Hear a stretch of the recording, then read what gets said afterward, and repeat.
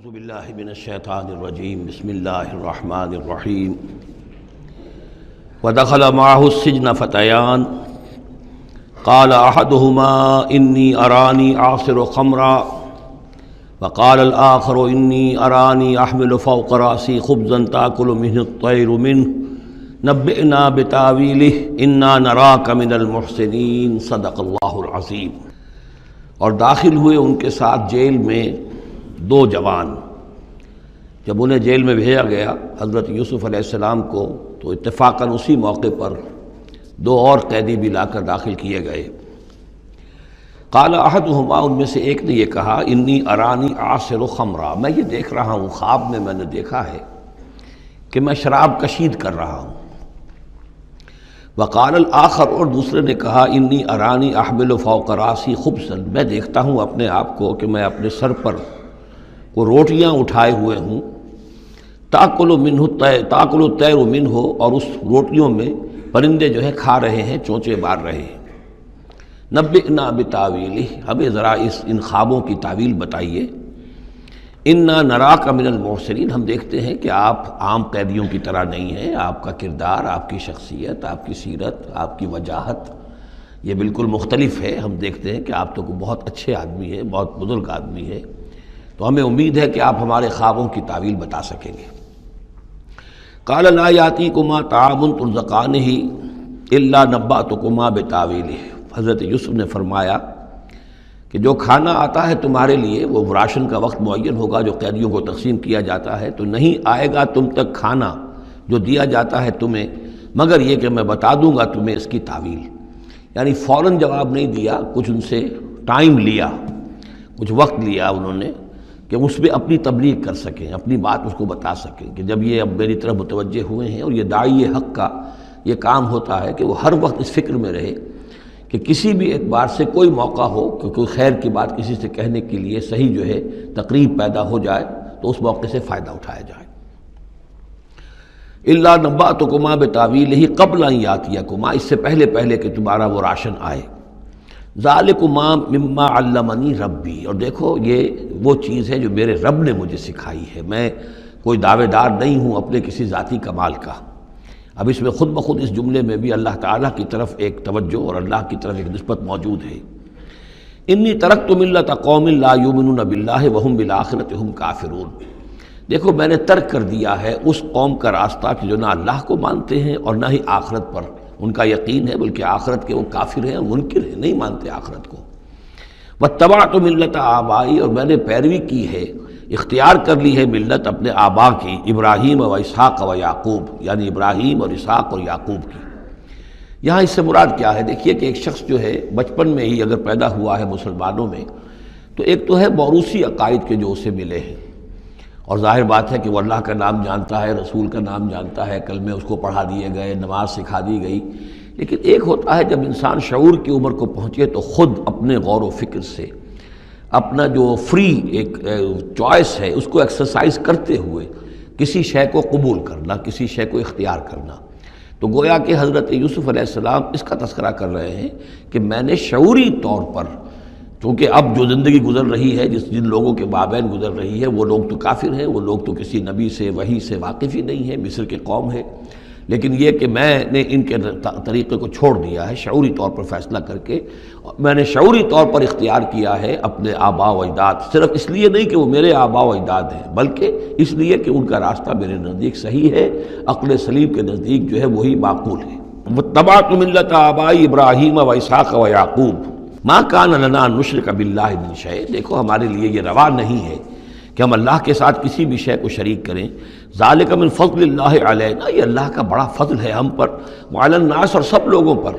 اللہ نے تو انسانوں کو اشرف المخلوقات بنایا، اور یہ کہ انسان جو ہے اللہ کے سوا کچھ اور چیزوں کو کہ جنہیں اللہ نے انہی کی چاکری کے لیے پیدا کیا ہے اپنا معبود بنا لے۔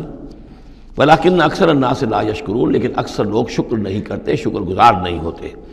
یا صاحب السجن، اے میرے جیل کے دونوں ساتھیوں، ارباب متفرقون خیر ام اللہ الواحد القہار، خود غور کرو، کیا یہ بہت سے جو ارباب ہم نے بنا رکھے ہیں یا تم نے بنا رکھے ہیں، بہت سے دیوی دیوتا متفرق جدا جدا ہیں، یہ بہتر ہے یا ایک الواحد ام اللہ الواحد القہار،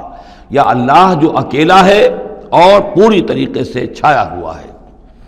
ما تعبدون من دونہ الا اسماء سمیتموها انتم وآباؤکم، نہیں پوچھتے تم اس کے سوا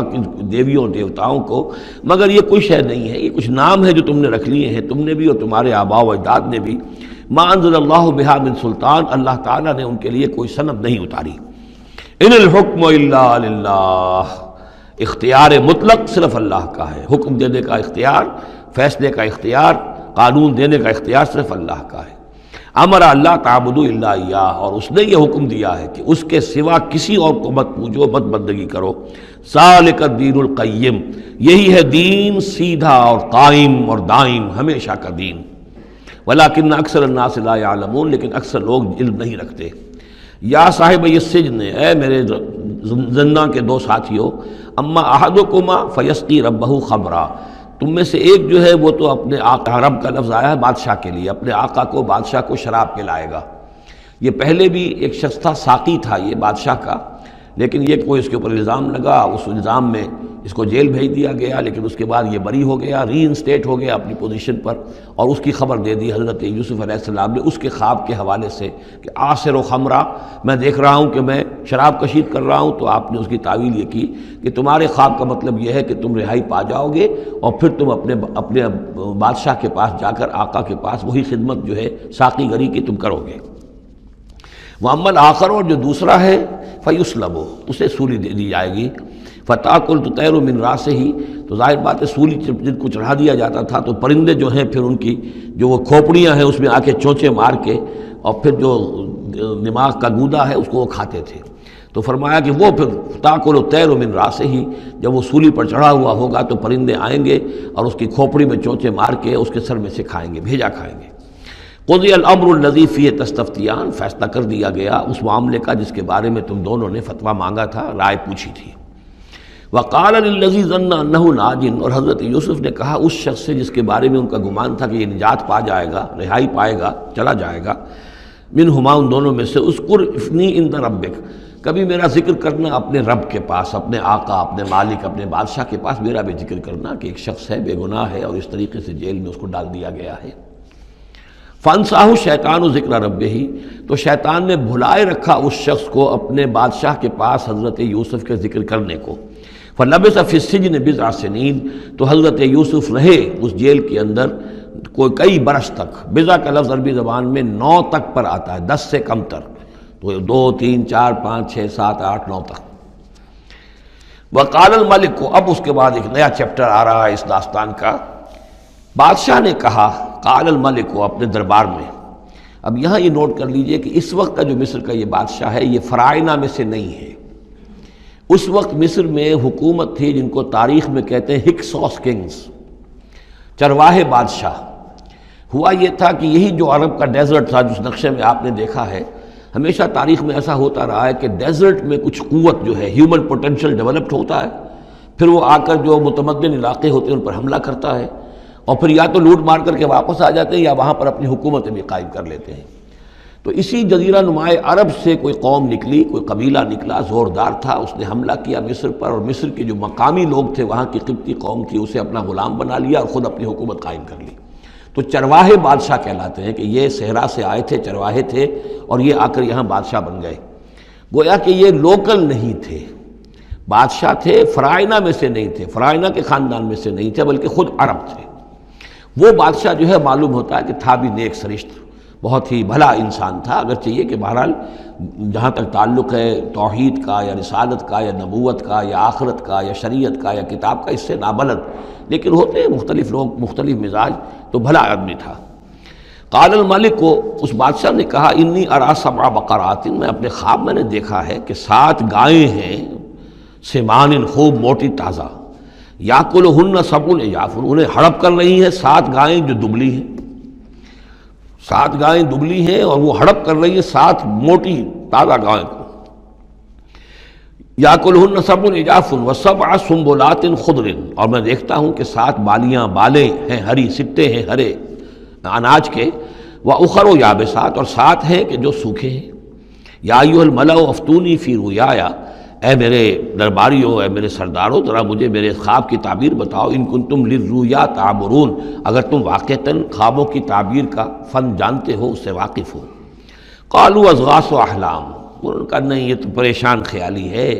یہ خواب جو ہے کوئی خاص معنوی خواب نہیں ہے، ایسے ہی ہے جیسے کہ پریشان خیالات ہوتے ہیں۔ جیسا کہ اب آپ کو معلوم ہے فرائڈ کا نظریہ ہے کہ یہ صرف جو انسان کے جو سیکشول ڈیزائرز ہیں یا اور کوئی ایمبیشنز ہیں نفسیاتی یا نفسانی، وہ دبی ہوئی ہوتی ہیں، تو پھر یہ کہ انسان خواب کے اندر ان کی تسکین جو ہے وہ کر لیتا ہے کسی طریقے سے، تو وہ اس کے اپنے خیالات ہوتے ہیں، پریشان خیالات۔ اگرچہ اسلام میں خواب تین قسم کے ہیں، ایک خواب ہے کہ جو اللہ کی طرف سے ہوتا ہے جس کو ہم کہتے ہیں سچا خواب، رؤیا صادقہ، وہ نبوت کے اجزاء میں سے ہے، اور ایک خواب شیطانی ہوتا ہے جو شیطان کی طرف سے ہوتا ہے، شیطان جو جنات ہیں وہ اس میں الہام کرتے ہیں، اور تیسرا اسی نوعیت کا ہوتا ہے جس کو یہاں کہا گیا ہے۔ تو فرائڈ ظاہر بات ہے کہ ان چیزوں سے واقف ہے، وہ جہاں تک کہ وہ رؤیا صادقہ ہے اس سے واقف نہیں ہے۔ قالوا اضغاث احلام وما نحن بتاویل الاحلام بعالمین، ہم ایسے خوابوں کی تعبیر ہمیں نہیں آتی ہے، باقاعدہ کوئی خواب ہو تو اس کی تعبیر ہم بتائیں۔ وقال الذی نجا منہما، اب اس شخص نے وہ جو وہاں پر پھر ساقی گری کر رہا تھا اسے اچانک حضرت یوسف یاد آ گئے۔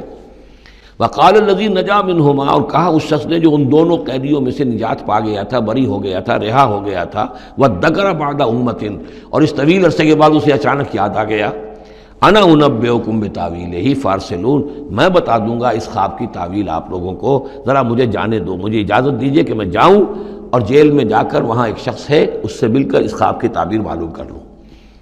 یوسف ایھا الصدیق، اب وہ پہنچ گیا حضرت یوسف کی خدمت میں، یوسف اے صدیق، اے سچے،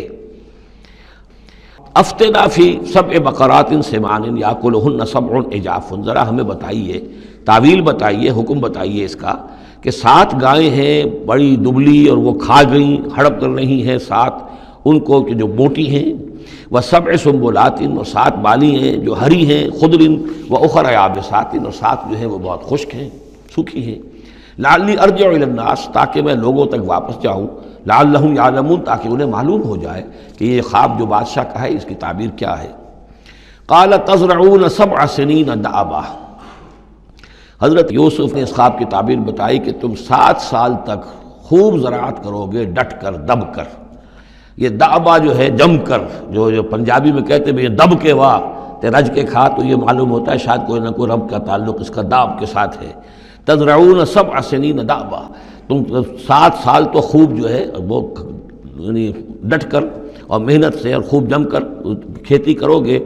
فما حصدتم، اب نہ صرف یہ کہ تعبیر بتا رہے ہیں، تدبیر بھی بتا رہے ہیں،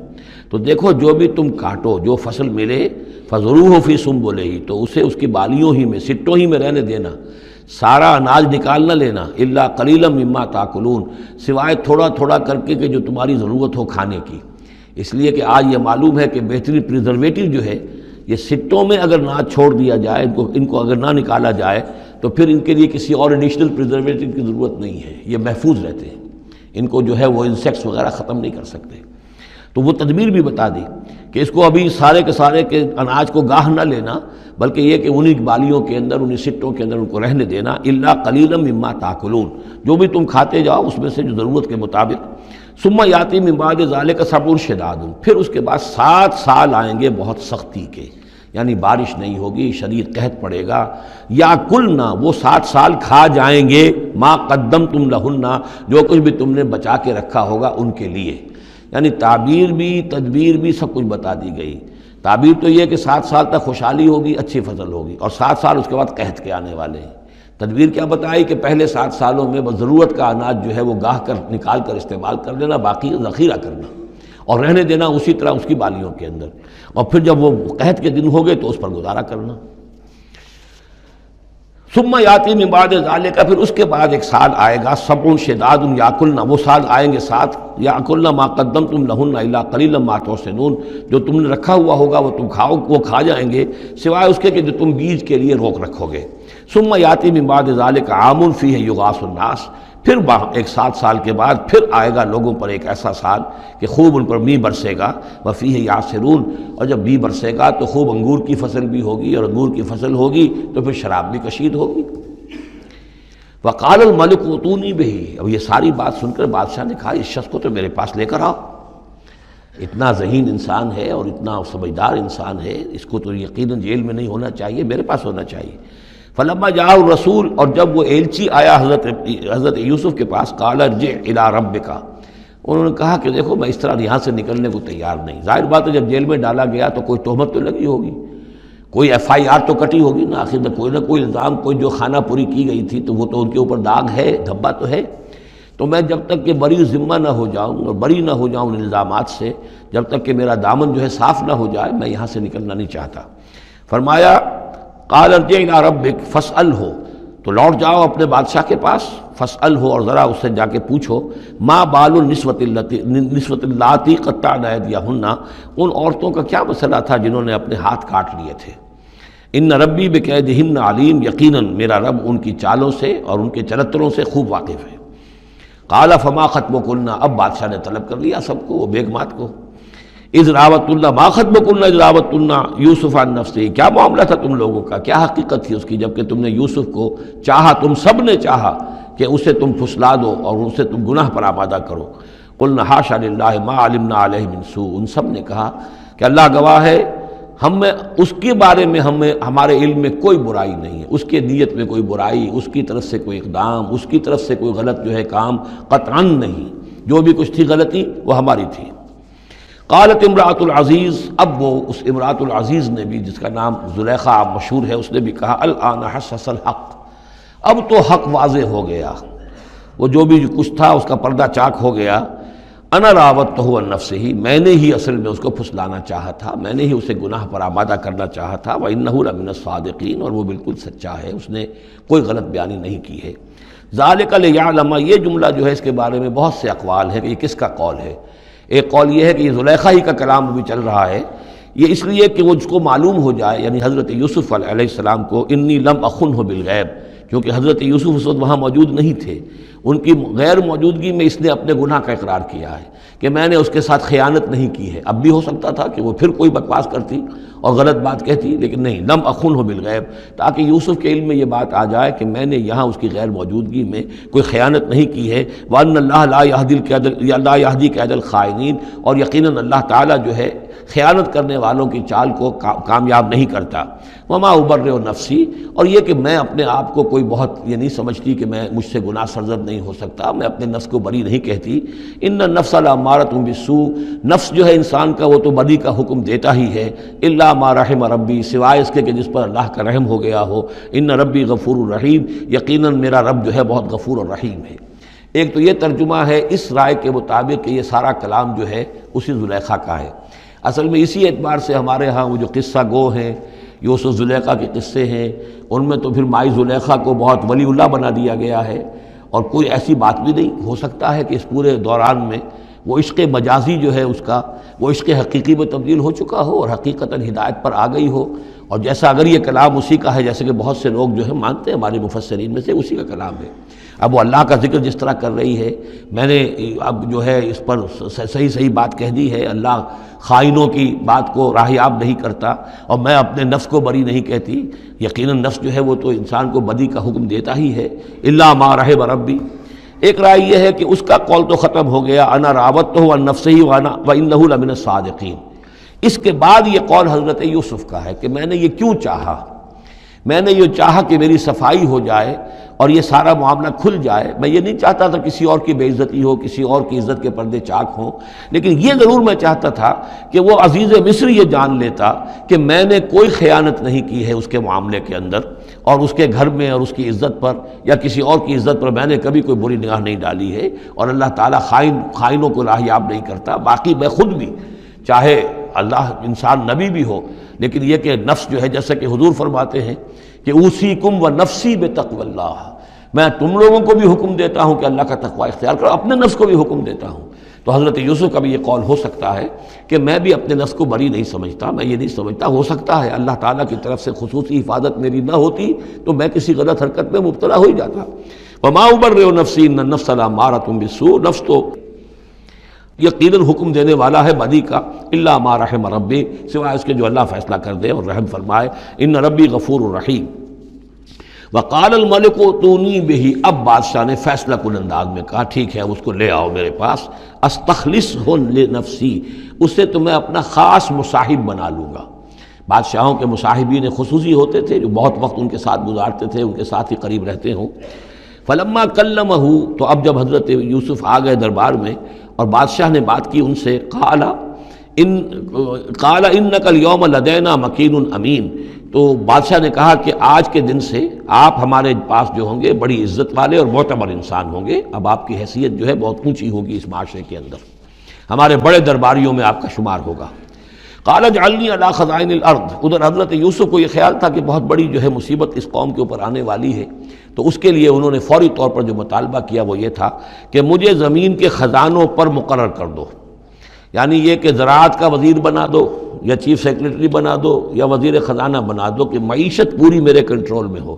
اس لیے کہ اس ملک کے اوپر جو آنے والے ہیں حالات وہ بہت ہی نازک ہیں، اور اگر اس کے لیے صحیح بندوبست نہ کیا گیا تو نہ صرف اس ملک کے لیے بلکہ آس پاس کے علاقے کے لیے بھی بہت خوفناک صورت پیدا ہو جائے گی۔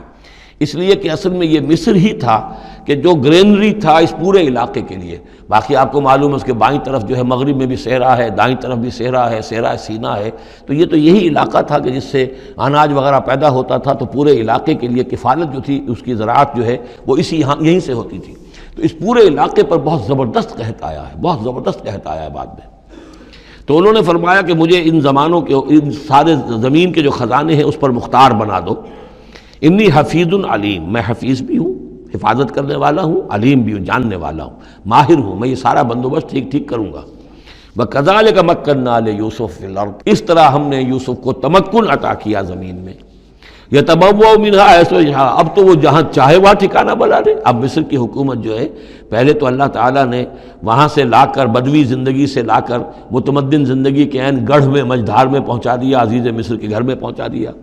اب اس سے اگلا رتبہ جو ہوا ہے وہ تو یہ ہے کہ بہت ہی اونچا مقام و مرتبہ ہو گیا، اب خود وہ عزیز بن گئے ہیں، بہت بڑے ان کے پاس کے بڑے اختیارات ہوں۔ وَكَذَلِكَ مَكَّنَّا لِيُوسُفَ فِي الْأَرْضِ يَتَبَوَّأُ مِنْهَا حَيْثُ يَشَاءُ، وہ جہاں چاہے جگہ پکڑے۔ نصیب برحمتنا من نشاء، ہم اپنی رحمت دیتے ہیں جس کو چاہتے ہیں، ولا نضيع اجر المحسنین، اور نیکوکاروں کا اجر ہم ضائع نہیں کرتے۔ ولاجر الآخرۃ خیر للذین آمنوا، باقی یہ کہ اصل میں جو آخرت کا اجر ہے وہ تو بہت ہی بہتر ہے ان کے حق میں جو ایمان لائیں اور جو تقوی کی روش اختیار کیے رہے ہوں۔ وَكَانُوا يَتَّقُونَ۔ وَجَاءَ إِخْوَةُ یوسف، اب پھر دیکھیے کئی سال کی بات ہے، اب 7 سال گزر گئے جس میں کہ اچھی فصل ہوئی، حضرت یوسف نے بندوبست کیا، سٹوریج کیا، بہت بڑا جو ہے انہوں نے سٹور کر لیا گندم کا یا جو بھی اس وقت کا اناج تھا۔ اب وہ دوسرے 7 سال شروع ہو چکے ہیں، قحط پڑا ہوا ہے، اب دور دراز سے لوگ آتے ہیں مصر میں غلہ لینے کے لیے، یہاں راشن مقرر کر دیا گیا ہے، ہر خاندان کو ایک اونٹ کے اوپر جتنا سامان آ سکتا ہے، جتنا آ سکتا ہے ایک بورا جو اونٹ کی پیٹھ پر لگ سکتا ہو، 1 سال کے لیے وہ راشن ہے اس کا۔ تو لوگ آتے تھے باہر سے بھی، جو بھی قیمت دے سکتے تھے، جو کچھ ان کے پاس ہوتا تھا وہ دیتے تھے اور یہاں سے وہ راشن لے کر جاتے تھے۔ یہ نظام جو ہے وہاں چل پڑا ہے۔ اب گویا کہ یوں سمجھیے کہ لگ بھگ 10 سال کا فصل ہے ان دونوں رکوعوں کے مضمون کے درمیان۔ وجاء اخوۃ یوسف، اب یہ مشرقی کی طرف سے اب یہ یوسف، حضرت یوسف کے جو بھائی ہیں وہ بھی آئے ہیں، اور ان میں سے 10 آئے ہیں، 11واں نہیں آیا۔ 11واں جو چھوٹا تھا، اب حضرت یوسف کا جو حقیقی بھائی تھا اسے حضرت یعقوب اپنے سینے سے لگائے ہوئے ہیں، اور اس کے مارے میں قتل کسی طرح کا بھی وہ رسک لینے کو تیار نہیں ہے، کہیں جانے نہیں دیتے، ہر وقت اسے اپنے پاس رکھا ہوا ہے۔ وجاء اخوۃ یوسف فدخلوا علیہ، آئے بھائی حضرت یوسف کے اور داخل ہوئے ان کے ہاں، پیش ہوئے۔ فعرفہم، اس نے تو پہچان لیا ان کو، وہم لہ منکرون، لیکن وہ اسے نہیں پہچان پائے۔ کیا اندازہ ہو سکتا تھا کہ یوسف ہے، عزیز مصر بنا بیٹھا ہے یہاں، جس کے دربار میں ہماری اب یہاں پیشی ہو رہی ہے۔ ولما جہزہم بجہازہم، پھر جب ان کا سامان ان کے حوالے انہوں نے کر دیا، تیار کر دیا ان کا اسباب، قال ائتونی باخ لکم،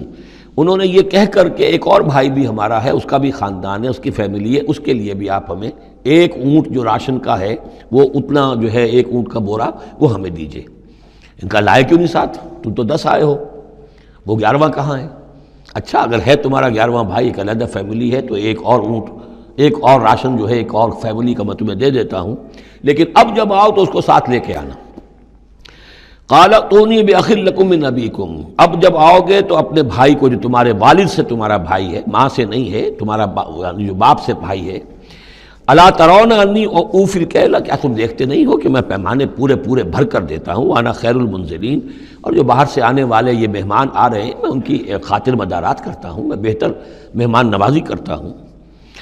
فَإِن لَمْ تَأْتُونِي، اور اگر نہیں لے کر آؤ گے اس کو، بہی فلا کیل لکم عندی، تو پھر اس کے حصے کا جو راشن ہے وہ میں تمہیں نہیں دوں گا، وہی جو یہاں آئے وہ اپنے حصے کا راشن لے جائے۔ ولا تقربون، اور پھر میرے قریب نہ آنا،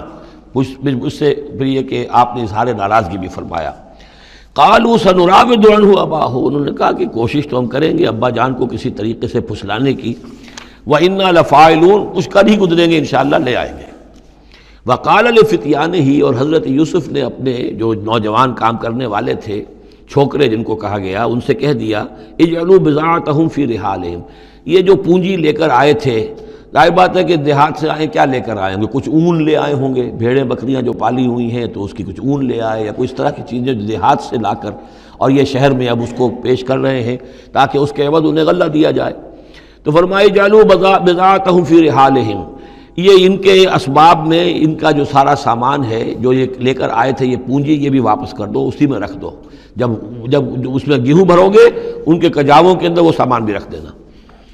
لعلہم یعرفونہا، تاکہ وہ پہچانے اس کو اور میرے اس احسان کو سمجھیں جا کر، اذا انقلبوا الی اہلہم، جبکہ وہ اپنے اہل و عیال میں واپس پہنچیں گے، لعلہم یرجعون، تو شاید کہ پھر وہ میرے اس احسان کو بھی مانتے ہوئے پھر وہ دوبارہ آئیں۔ فلما رجعوا الی ابیہم، تو جب یہ پہنچے لوٹے اپنے والد کے پاس، حضرت یعقوب کے پاس، قالوا یا ابانا منع منا الکیل، انہوں نے کہا ابا جان ہم سے ایک پیمانہ روک لیا گیا ہے، ایک خاندان کا راشن جو ہے وہ روک لیا گیا ہے، فارسل معنا اخانا، تو اب آئندہ جو ہے آئندہ سال ہمارے ساتھ ہمارے بھائی کو بھیجیے، نقتل، تاکہ ہم اس کی بھرتی بھی لے آئیں، اس کا راشن بھی لے آئیں، وَإِنَّا لَهُ لَحَافِظُونَ، اور ہم اس کی پوری حفاظت کریں گے۔ قَالَ هَلْ آمَنُكُمْ عَلَيْهِ، حضرت یعقوب نے فرمایا کیا میں تم پر اعتبار کروں اس کے بارے میں؟ هَلْ آمَنُكُمْ عَلَيْهِ إِلَّا كَمَا أَمِنْتُكُمْ عَلَىٰ أَخِيهِ مِنْ قَبْلُ، کیا اسی طرح تمہارے اوپر میں اعتبار کر لوں جیسے کہ میں نے اس کے بھائی یوسف کے بارے میں تم پر پہلے جو ہے وہ اعتماد کیا تھا؟ فاللہ خیر حافظہ، ویسے تو اللہ تعالیٰ ہی ہے بہترین محافظ، وہو ارحم الراحمین، اور وہی ہے تمام رحم کرنے والوں میں سب سے بڑھ کر رحم کرنے والا۔ ولما فتحوا متاعهم وجدوا بضاعتهم ردت الیہم، جب انہوں نے اپنا سامان کھولا، کجاوے کھولے، تو انہوں نے یہ دیکھا کہ ان کی پونجی بھی انہیں لوٹا دی گئی ہے جو انہوں نے قیمت کے طور پر دی تھی۔ قالوا یا ابانا ما نبغی، وہ پکار اٹھے ابا جان ہمیں کیا چاہیے؟ ہذہ بضاعتنا ردت الینا، یہ ہماری پونجی بھی ہمیں لوٹا دی گئی ہے۔ وَنَمِيرُ أَهْلَنَا، ہم جائیں گے اپنے اہل و عیال کے لیے کھانے کا بندوبست کریں گے، وہاں سے راشن لائیں گے، وہاں سے غلہ لے کر آئیں گے۔ نَحْفَظُ أَخَانَا، اپنے بھائی کی ہم 10 ہیں اس کی حفاظت کریں گے۔ وَنَزْدَادُ كَيْلَ بَعِيرٍ، اور ایک اونٹ کی جو کجاوا جو ہے، اونٹ کا جو بورا ہے وہ ہم لے کر آئیں گے مزید۔ ذَلِكَ كَيْلٌ يَسِيرٌ، یقیناً یہ بڑی آسان شے ہے جو ہمیں مل جائے گی۔ قَالَ لَنْ أُرْسِلَهُ مَعَكُمْ، حضرت یعقوب نے کہا ہرگز نہیں بھیجوں گا میں اسے تمہارے ساتھ، حتیٰ تو نے موثقا من اللہ، یہاں تک کہ تم بڑی گاڑھی قسم کھاؤ میرے سامنے اللہ کی، لتاتوننی بہ، کہ تم لازماً اسے لے کر آؤ گے واپس، الا ان یحاط بکم، الا یہ کہ تم سب کو گھیرے میں لے لیا جائے، کوئی ایسی مصیبت آ جائے تم سب ہلاک ہو جاؤ، ہو سکتا ہے کہیں تم سب کو ہی پکڑ کے قید کر دیا جائے، وہ اور بات ہے، لیکن بصورت دیگر تمہیں اس کو لانا ہوگا واپس۔ فلما آتوہ موثقہم، تو اب جب انہوں نے اپنی قسم کھا لی اور دے دی اپنا عہد و قول و قرار، قال اللہ علی ما نقول وکیل، تو حضرت یعقوب نے فرمایا ٹھیک ہے، اب جو اللہ تعالیٰ جو کچھ ہم کہہ رہے ہیں، جو ہمارا قول و قرار ہوا ہے، اللہ تعالیٰ اس پر نگہبان ہے۔